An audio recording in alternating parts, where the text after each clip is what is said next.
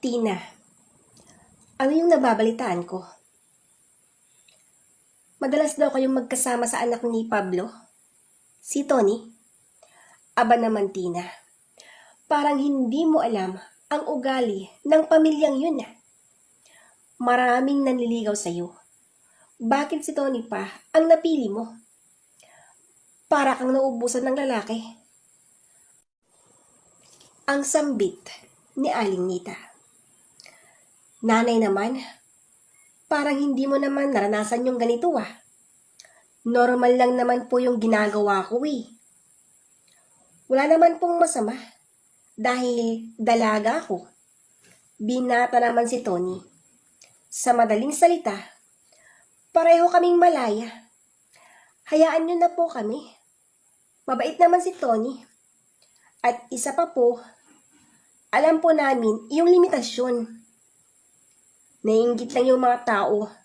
Siguro, si Tintin na pinsan ko ang nagsumbong sa inyo. Pakialamera talaga yun.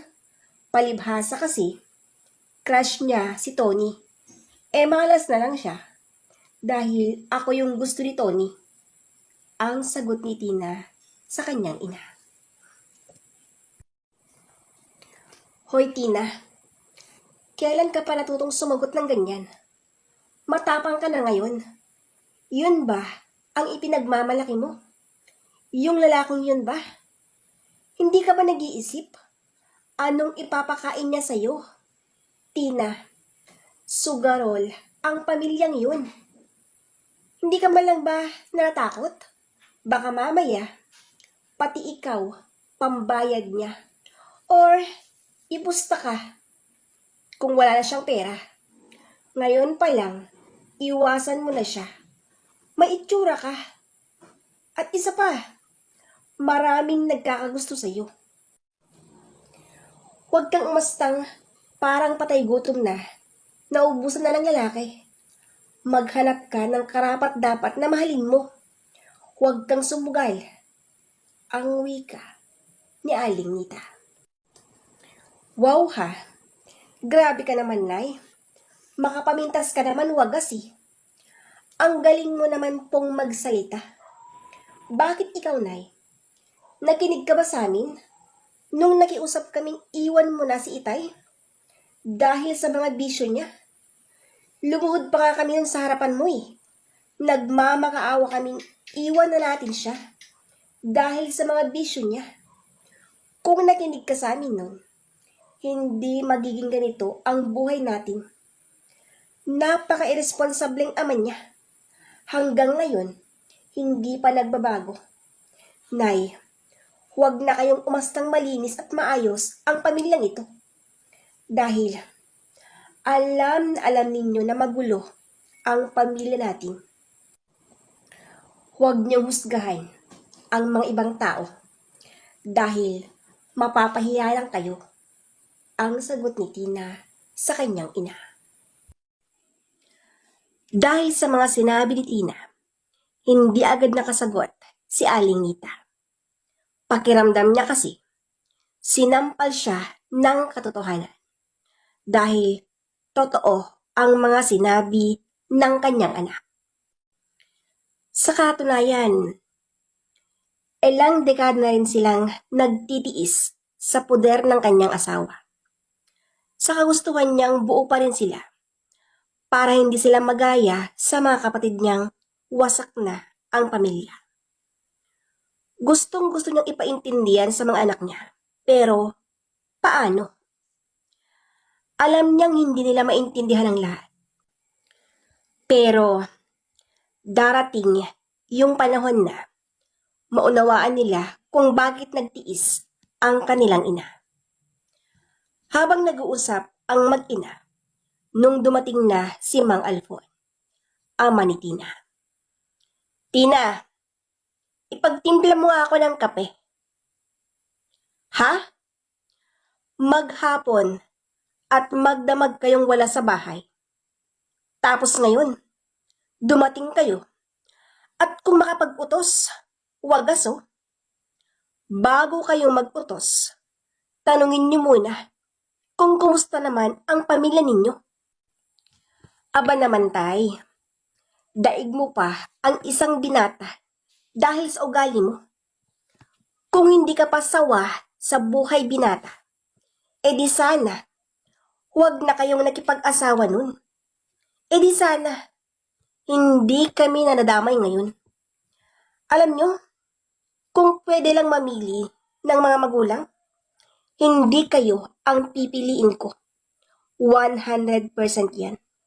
Lalo ka na tay, napaka-irresponsable mong ama. Walang pangarap sa buhay. At ikaw naman, Nay, ganyan na lang? Tumunganga ka na lang ba? Hindi ka man lang ba magsalita? Magalit? Sumigaw? Kaya nagninihasa yan eh. Dahil ganyan ka. Ang galit. Nasambit ni Tina. Tina, pwede ba? Tumigil ka na. Kahit ganyan ang tatay mo, respetuhin mo naman. Ama mo siya. Pumasok ka na sa kwarto. Sige na, Tina. Ang wika ni Aling Nita. Respeto? Respeto ba ka mo, Nay? Bakit? Karapat dapat ba siyang respetuhin? Hindi nga niya alam kung ano ang ibig sabihin ng respeto eh. Noong mga sandaling iyon, hindi nagsalita si Mang Alfon. Pero, sinampal niya ang anak niya. Hoy Tina, ito ang palagi mong tatandaan. Magulang mo kami. Kaya matuto kang rumespeto ha. Nagmamalaki ka na. Tiyak na, yung lalaking yun ang dahilan. Kaya ka nagkakaganyan. Tama ba? Si Tony ang dahilan? Para kang kumuha ng batong ipupukpok mo sa ulo mo kapag yun ang pinatulan mo. Huwag kang magpadalos-dalos. At mas lalong, huwag kang magmadali. Maraming lalaki ang masigit sa kanya. Nakikita mo na ang gulo ng pamilya nila. Huwag mong isugal ang buhay mo. Inuulit ko, maraming lalaki dyan. Kaya, kung ako sa'yo, iwasan mo na siya. Pareho lang kayong makasarili. Kaya ayaw ko na sa ganitong buhay. Matagal na akong nagtitiis. Napahawak si Tina sa kanyang pisngi dahil sa sampal ng ama nito.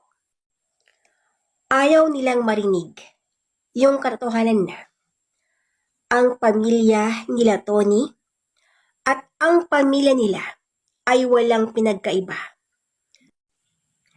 Alam mo tay, kahit bugbugin mo pa ako ngayon ng paulit-ulit, hindi mo na ako kayang pigilang sabihin ang mga nakikita ko ngayong ginagawa mo. Huwag niyo akong igaya kay nanay.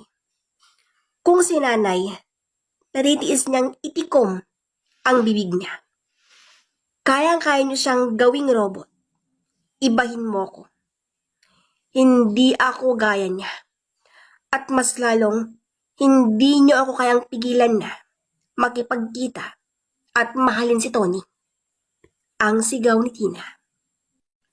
Tina, parang awa mo na anak. Tama na.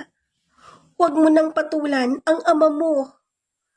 Kahit ano pang sabihin niya sa'yo, huwag ka nang sumagot. Bilang pagrespeto mo na rin sa kanya. At isa pa, para wala nang gulo, manahimik ka na lang. Ang mangyak-ngyak na sambit ni Aling Nita. Ha? Anong ibig mong sabihin, Nay? Hahayaan ko na lang siyang tratuhin niya tayo ng ganito. Nay, gumising ka na. Hindi ka robot. At mas lalong hindi ka niya alipin. Ipagtanggol mo naman ang sarili mo. Kaming mga anak mo umaasang poprotektahan mo kami. Nay, ikaw na lang ang inaasahan namin. Lumaban ka naman. Huwag mong hayaang ganito na lang tayo habang buhay. Pero, kung talagang hindi mo kayang ipagtanggol ang pamilyang ito, laban dyan sa asawa mo, hayaan mo ako. Kung hindi mo kaya, pabayaan mo ako. Matagal na akong nagtiis. Kung ikaw, Nay, kaya mong tiisin ang lahat. Ako, hindi. Inuulit ko po, hayaan mo ako.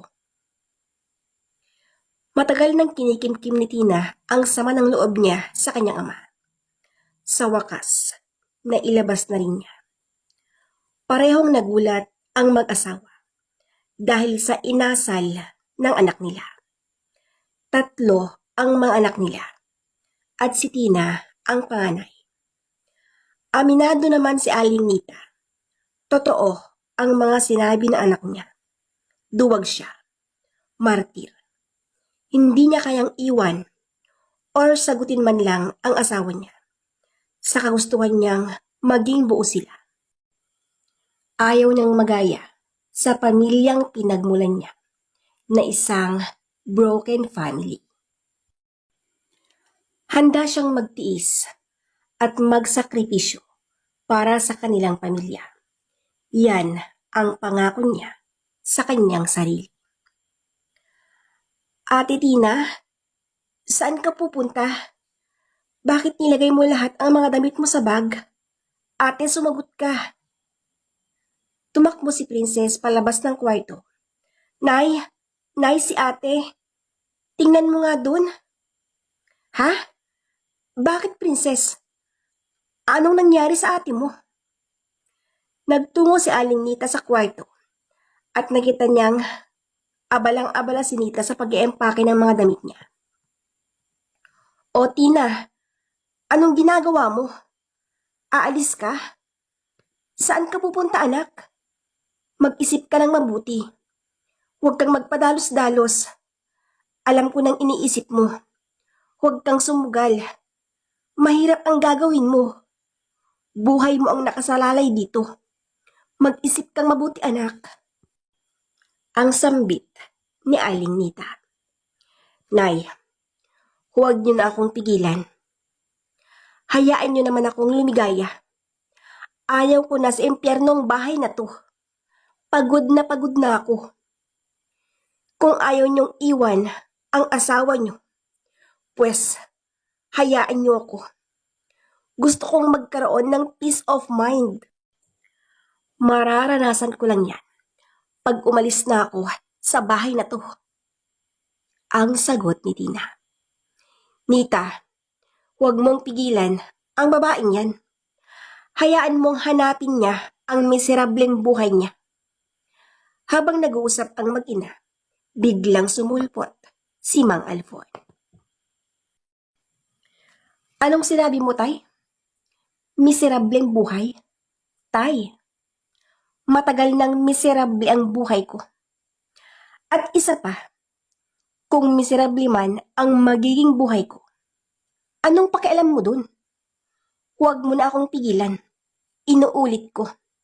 Sawa na ako sa ganitong buhay. Nung time na yon, naglayas na nga si Tina. Pumunta siya sa bahay nila Tony. Lihim na magkasintahan ang dalawa. O Tina, napasugod ka? Ang nagtatakang tanong ng binata kay Tina. Oo nga Tony.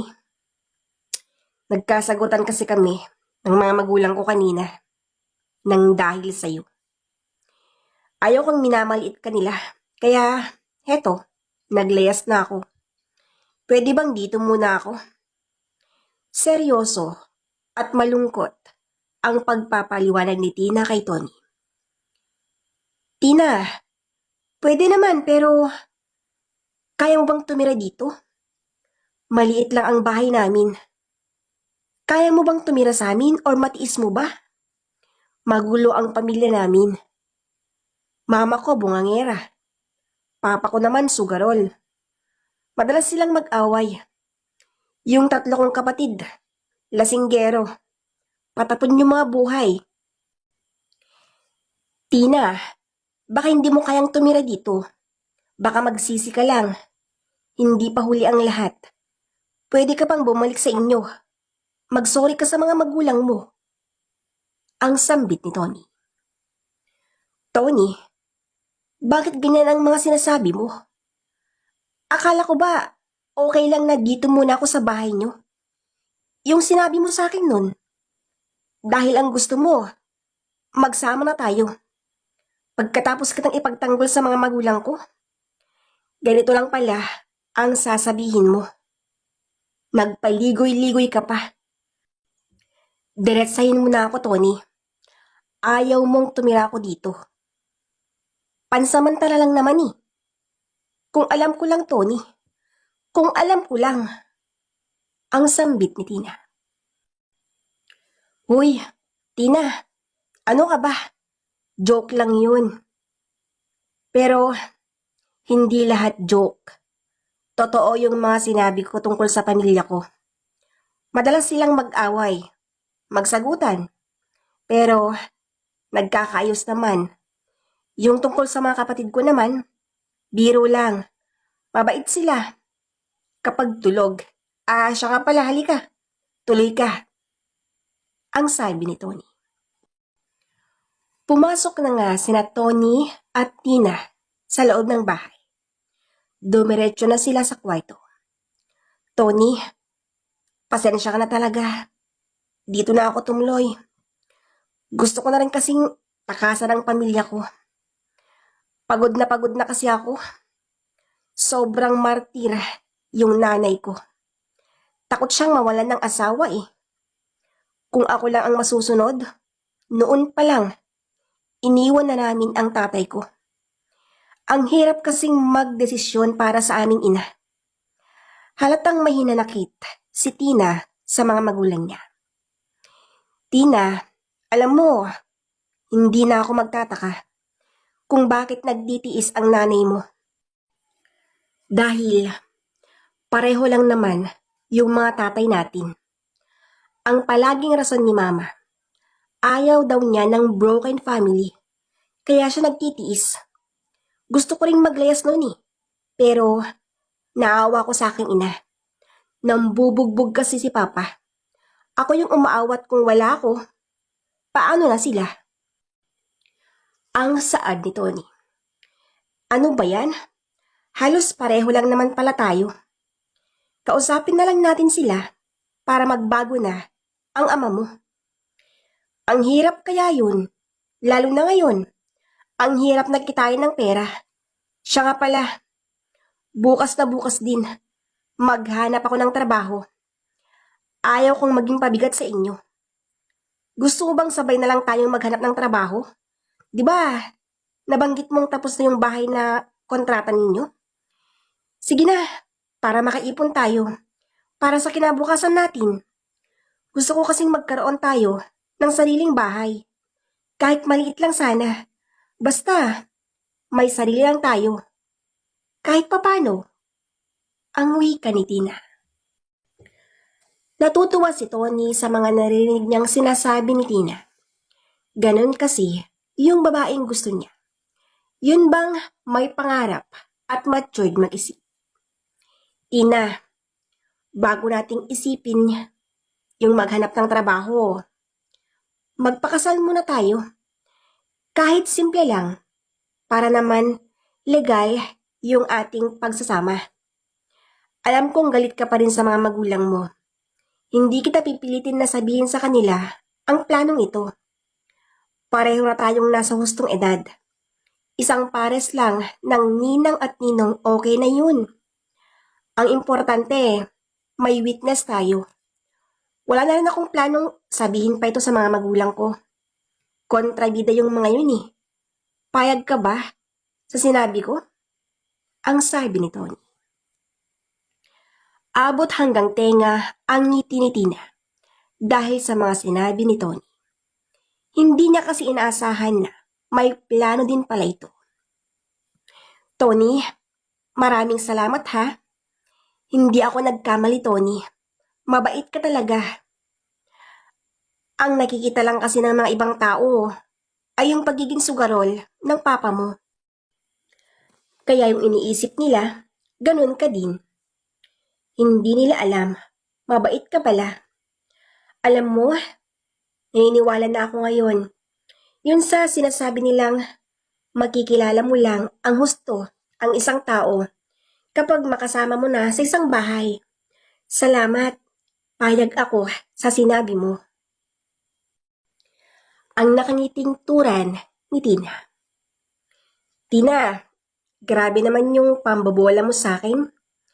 Alam mo, ayaw ko namang magmalinis dahil tama naman kasi yung sinabi ng mga ibang tao eh. Gumaya na ako sa papa ko. Halos lahat ng bisyo niya namana ko na. Pero ngayon na nandito ka, pipilitin kong magbago para sa'yo at sa magiging anak natin. Pangako yan. Ang sambit ni Tony. Tony, asahan ko yan ha. Sana nga magbago ka. Para naman wala na silang masabi pa. Masayang-masayang dalawa. Nagsama nga sila bilang mag-asawa. Habang tumatagal si Tina sa bahay nila, pakiramdam niya, hindi siya umalis sa bahay nila. At parang mas masahol pa ang mga ito dahil nagkakasakitan na sila. At palamura din ang mga ito. Tiniis ni Tina ang lahat dahil sa sobrang pagmamahal niya kay Tony. Kailangan niyang magtiis dahil ayaw na niyang bumalik pa sa bahay ng mga magulang niya. Gusto niyang panindigan ang ginawa niyang paglalayas. Palagi siyang nagdadasal na sana magbago na si Tony. Pagkalipas ng ilang buwan, nagpakasal na sila. Pagkatapos ang kanilang kasal, naghanap na agad sila ng trabaho. Tina, may good news ako. Ha? Good news? Ano naman yun? Sige, ikaw muna. May good news din ako. Oo, talaga? Oo nga, may trabaho na ako. Halos sabay pa silang nagsalita. Nagyakapan ang dalawa. At napapatalon pa sila sa sobrang tuwa. Driver ang trabaho ni Tony. Samantalang si Tina naman ay isang sales lady. Maayos ang trabaho nila. Natutuwa si Tina dahil nagbago na si Tony. Dahil wala ng bisyo si Tony, nakaipon na sila. Pagkalipas ng 3 taon, nagpasya silang lumipat sa ibang lugar at doon na lang sila magpatayo ng bahay. May kaibigan si Tony na nangangailangan ng pera. Kaya nakabili sila ng murang lote. Emergency daw kasi. Pakiramdam ng mag-asawa, dinapuan na sila ng swerte. Mabilis na natapos ang bahay nila dahil may sapat na pera. Kompleto ang mga materyales. At pagkalipas ng ilang buwan, sa wakas, natapos na rin ang bahay nila. Kakalipat lang nila noon sa bago nilang bahay. Nung sinabi na ni Tina kay Tony ang kanyang kalagayan. Tony, ngayon na mayroon na tayong sariling bahay. Gusto kong sabihin sa'yo, yung kalagayan ko, ang wika nito. Ha? Anong kalagayan? Ang nagtatakang tanong ni Tony. Buntis ako, Tony. Magiging ama ka na. Ang masayang sabi ni Tina. Ha? Ano? Buntis ka, Tina? Alam mong marami tayong pinagkagastusan, di ba? Akala ko ba nagkaintindihan na tayo? Paano na ngayon yan? Titigil ka na sa trabaho mo. Hindi ka ba nag-iisip? Paano pa tayo makakaipon yan? Alam mong hindi naman basta-basta ang magbuntis eh. Every month, ang check-up mo niyan. Paano na kung hindi mo kayang manganak ng normal? Paano kung ma-CS ka? Naisip mo ba ang lahat ng yan? Kulang ang 50,000, Tina. Ang galit na sagot ni Tony. Tony, bakit ka naman ganyan magsalita? Akala mo naman kung ano na eh. Parang ako lang ang gumawa nito. Tayong dalawa, Tony. Nandito na to. Wala ka nang magagawa. Kaya ko pa nang magtrabaho eh. Mag-iipon ako para sa anak ko. Dahil anak ko ito. Dugo at laman ko to. Ang saad ni Tina. Bahala ka, Tina. Basta, sinabi ko lang kung ano yung sa loobin ko. Bahala ka.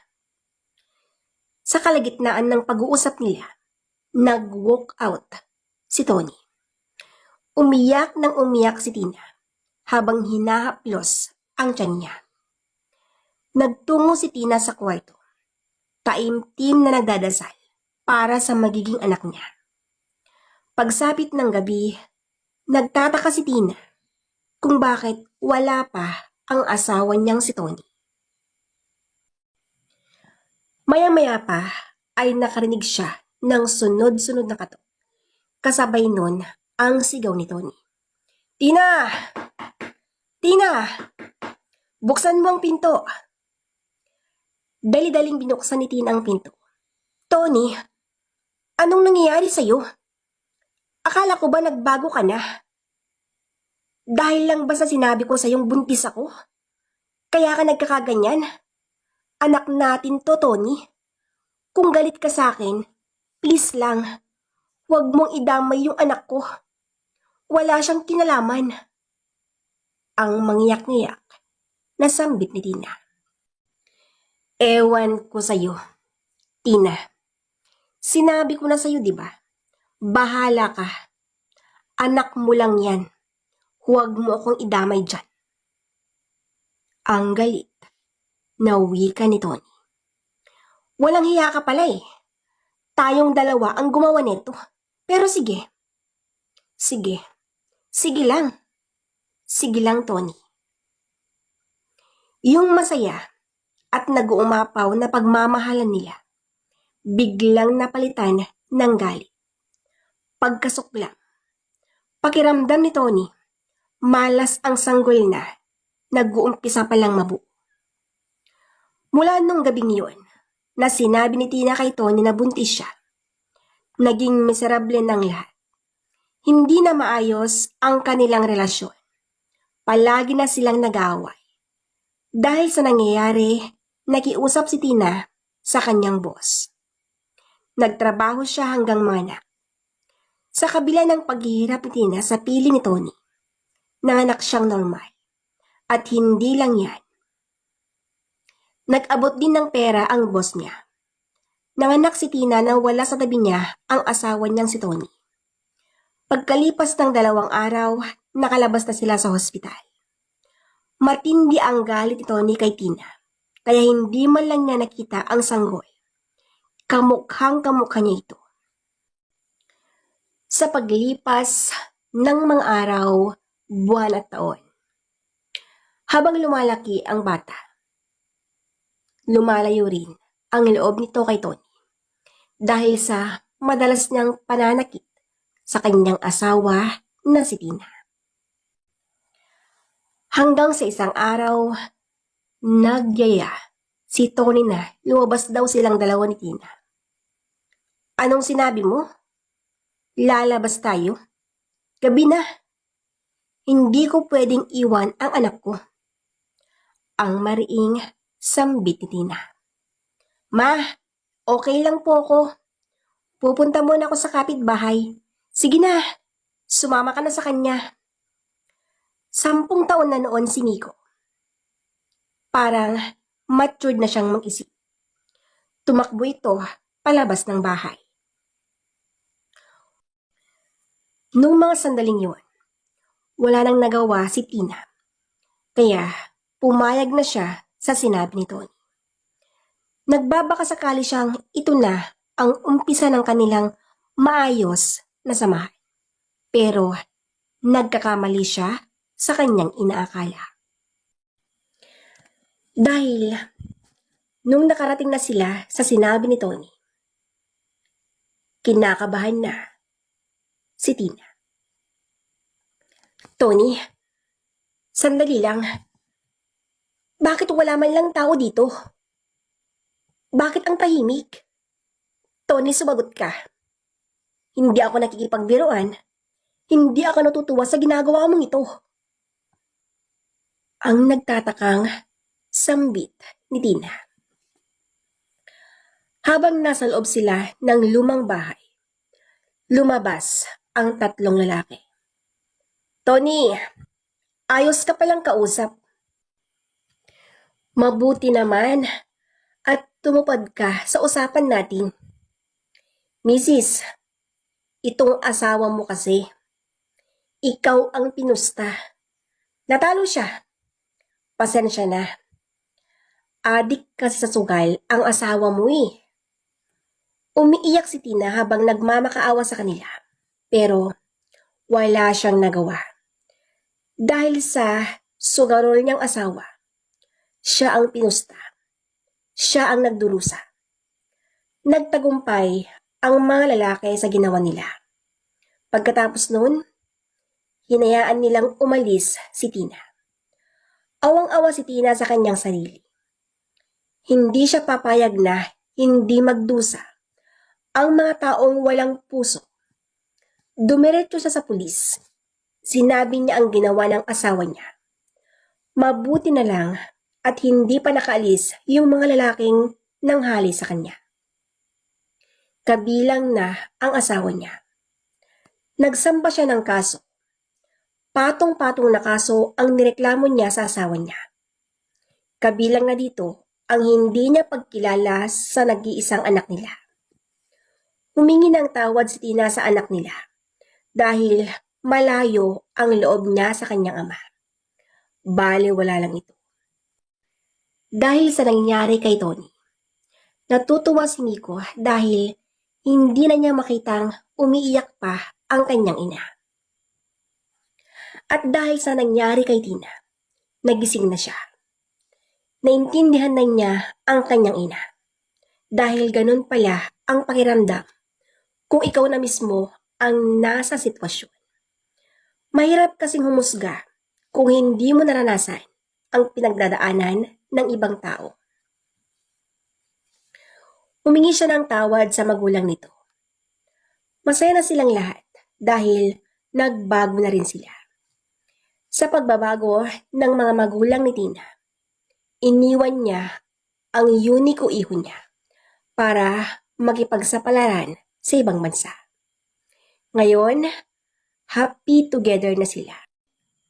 Dahil nasa ibang bansa na rin ang anak niya na si Miko.